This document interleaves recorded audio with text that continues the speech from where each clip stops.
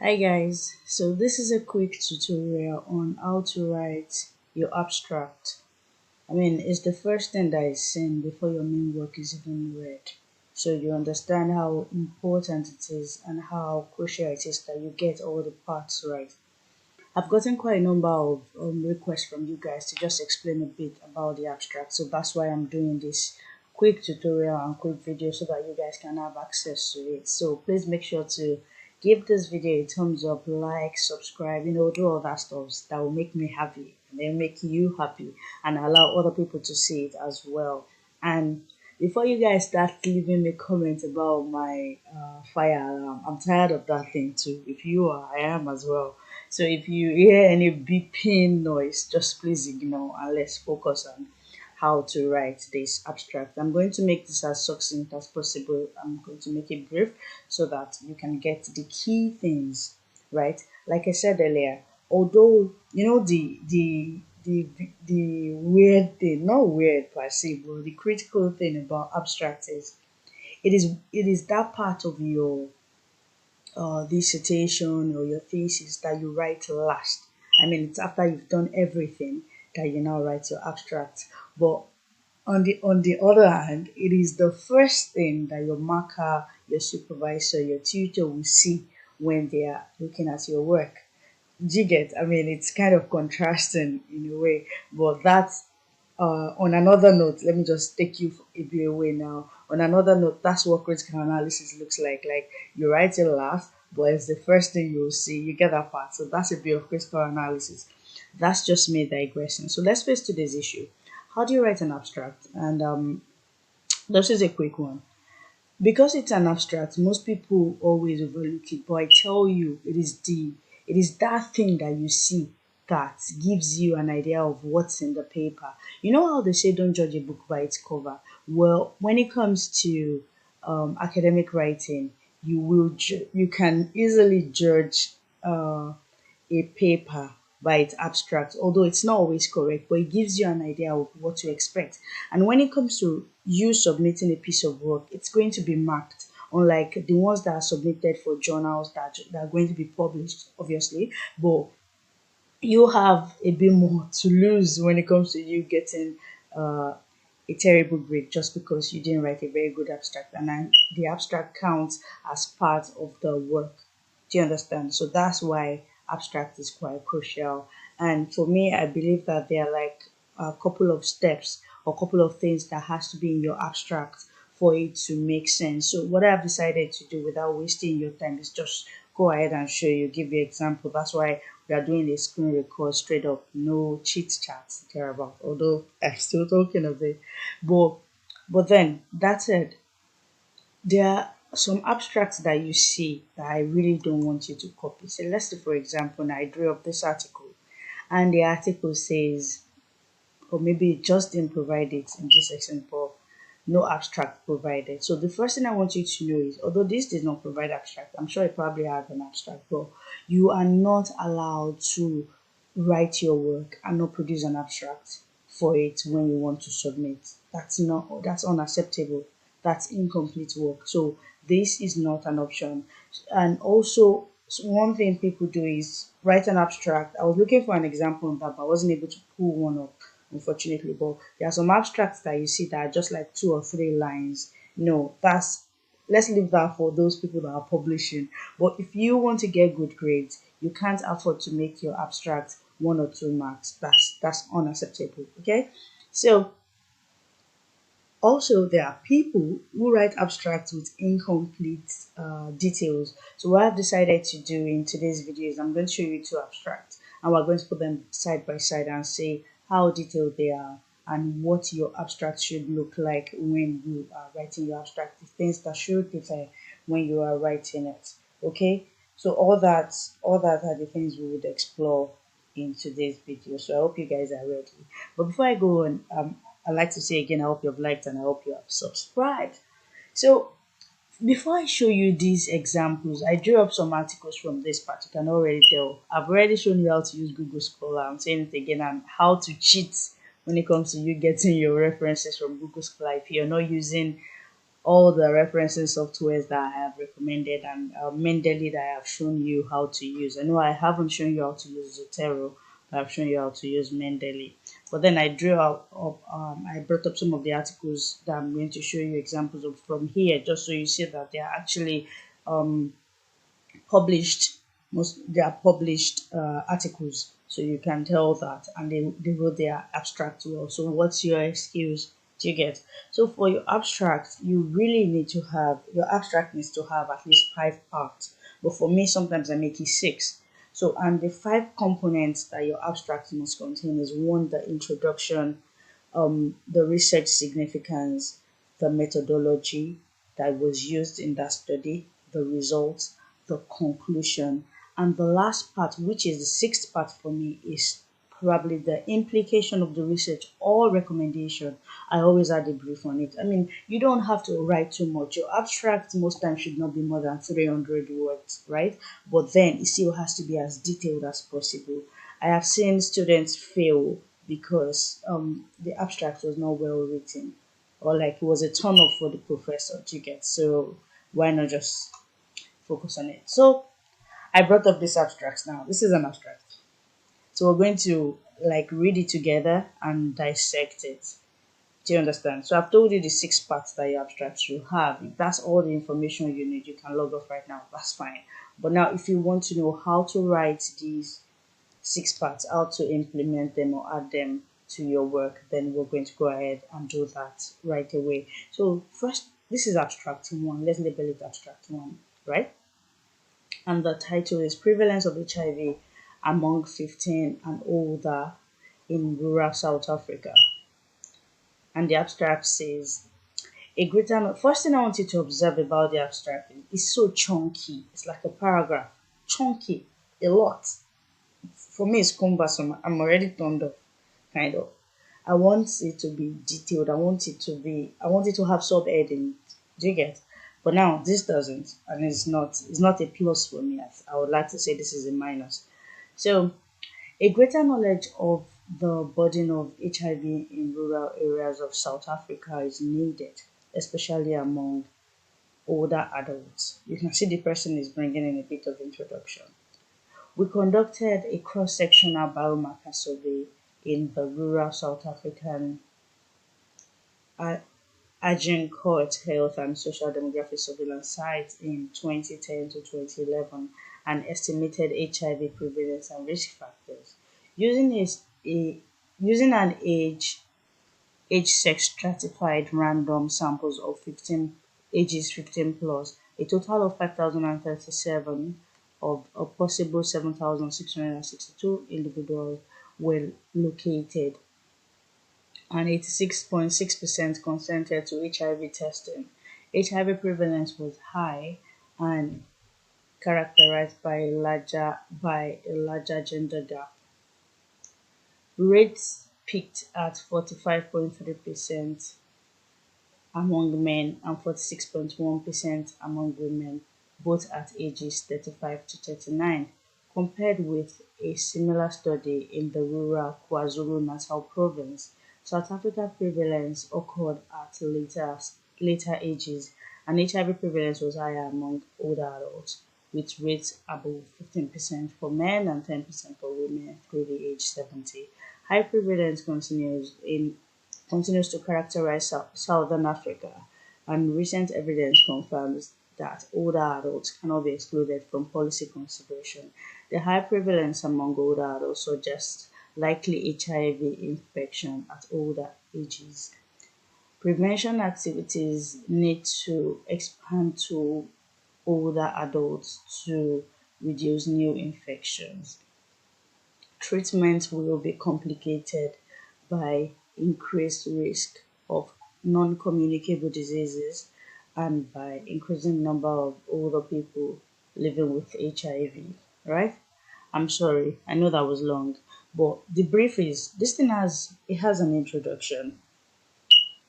It has a bit of the significance, but the introduction was quite short. It didn't tell us the main reason why this was crucial, like a bit of your rationale. Just summarize your rationale. The introduction was one line, And I'm sure this introduction was also supposed to serve as the research significance, and that's not good enough. And they went straight to the methodology.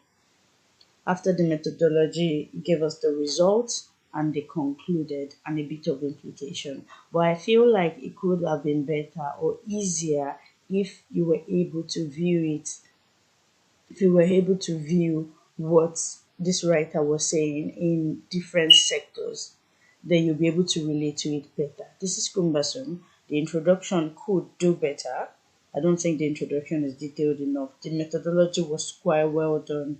The result also, I mean, the key things were picked out, which is that older adults should not be excluded. I mean, they are infected, they are getting infected with HIV as well at older age, and there's a way that this can affect policy. I also feel that the recommendation could use a bit more detail. They didn't particularly recommend, they just vaguely mentioned. So that could use a bit more detail as well. So I'm going to show you what another abstract looks like. And I think that this pattern should be followed rather than this cumbersome one. I'm showing you this because I know most people write like this, and that's is a turn off. That's just what it is. It's a turn off. So let's see this other one, and then you'll be able to understand what I'm talking about. What are you saying? Okay, so this is it. See, I mean, it's you can already say that okay, this I can relate to this, and you'll be able to break it down easily and get what the content is all about. Although for this one now, let's hope that they have an implication because I can't say that, and they only have four parts. They have background, so I would expect that the background would include the introduction and a bit of the rationale. But you see, there's a downside to it as well. It's not a perfect one, but this is a better outlook. I mean, I'll be more interested in this than this. Despite the fact that this add more details, I'll still be more interested in reading this. It makes it look better, if you understand what I mean. So the background says to analyze knowledge, attitudes, and sexual practices on HIV, AIDS, and estimate HIV prevalence among residents of Sucre, Bolivia. Okay, this is what they intend to do. But what is missing from here is a brief introduction. It would have been nice to know why you are using Bolivia, what the issue is, and what your rationale for that issue is, and why that has resulted in you analyzing knowledge, attitude, and sexual practices, right? So, if that makes sense, that's what your background. The background should be introduction, and earlier that I said research. Research, what did I call it again? Research significance. That's what should be here. So that should be two parts. Then the methodology, population-based survey of residents aged 15 to 49, randomly selected during 2008, 2009. Blood samples were collected on Watman filter paper and tested with enzyme-linked immunoabsorbent assay. Knowledge on HIV/AIDS, sexual risk practices, and discriminatory attitudes against people living with HIV were modeled with multiple logistic regression. I mean, that's okay for me. It's the methodology, just a brief of it. This was what was done. And what I've realized is most people focus more on methodology and ignore the introduction and rationale part. It is important for you to put a bit of that as well. Then the results section usually doesn't suffer as much as the introduction and conclusion part of it. So for this result, you can already see that it is detailed. That of 1,499 subjects, 59% were women. All subjects were HIV negative. Inadequate knowledge of HIV/AIDS transmission and prevention was observed in 67%, and risk factors varied by gender. This interactive play value of this. Yeah, so that reminds me. I know some of you have told me to make a video on how to understand some of these terms like confidence intervals, p-value, what they mean in research. If you're interested in that, let me know in the comment section as well. So I'll be willing to make a video on it and use simple English to explain what they mean, or possibly also use very regular illustrations. Okay, so discriminatory attitudes were displayed by 85%. 85% subject. Associated factors were rural residents, low educational level, and low income. Unsafe sex was reported by 10%. Risk factors varied by residence area, p-value given. In urban area, risk factors were male, sex, younger age, and being in common law union. All right, so the result was given. That's all right. So I'm going to go back here a bit. I think it would make sense also to add, like, put a bit of what the research question is. What question are you trying to answer? Just a brief, just to understand what the person is about to get into to read. So here you have the conclusion as well. I'm back. You have the conclusion right. So prevalence of HIV infection is very low and unsafe sex is relatively uncommon. Inadequate knowledge on HIV/AIDS and discriminative attitude towards PLW HA are extremely high and are related to gender, ethnic, and economic inequalities. So that's all. I mean, that's all. That's too short. So what does that mean? What's the implication of that for policies? What's the implication of that going forward? Or what's the implication of that for future research? There are a couple of things that are missing from here. So all those have to be put there for you to like have an abstract is a story on its own. It's not just a fragment of your thesis. It's a story on its own. I have to read it and understand it. So if you don't take anything away from today's video, take this away. An abstract is a story, and not just half the story, a complete story, meaning it would have the introduction, it would have the body, and it would have the conclusion with recommendations like that. And it's not till you write so much. It's just 300 words, and you have to make sure that the key things are there so that when your tutor picks you up, your tutor is able to say, okay, this person has actually done a detailed work, right? So that's pretty much everything. There's no time to waste right now. That's pretty much everything about abstract. So I hope that made at least a bit of sense and all. And I'd like to address some issues. I know I should have addressed this earlier actually. Why am I addressing it at the end? Anyway, if you waited to the end, that's a bonus for you. And I hope you have liked and you're subscribed. The channel is still currently a bit down. There are some I'm working to make sure that you guys have the best experience on my website. So that's why the emails are a bit down. So I'm going to put two emails in the description box so that at least you can have access to me through either of those emails, and then your emails won't bounce. So hopefully the website should be back up very very soon, and I cannot wait to share with you guys. I'm going to put so much articles, so um, yeah, I'm going to put enough articles to help you guys guide you through this academic struggle. And if you still need to reach me, you can send me an email. I'll be very very glad to help you out.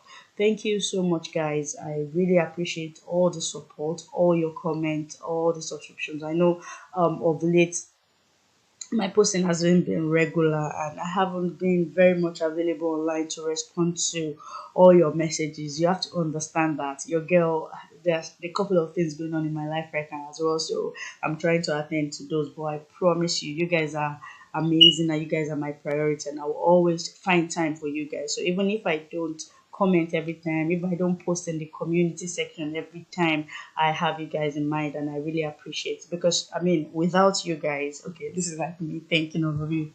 I should make a short on this. Without you guys, there's no channel. So it's a great thing, and I don't take it for granted. The fact that you guys leave messages. I mean, some of you leave such long paragraphs. I'm like, wow, wow, thank you so much. It's been amazing being on this journey with you guys. So that said, I hope you have liked this video. I hope you have subscribed. I hope you have done all the necessary things.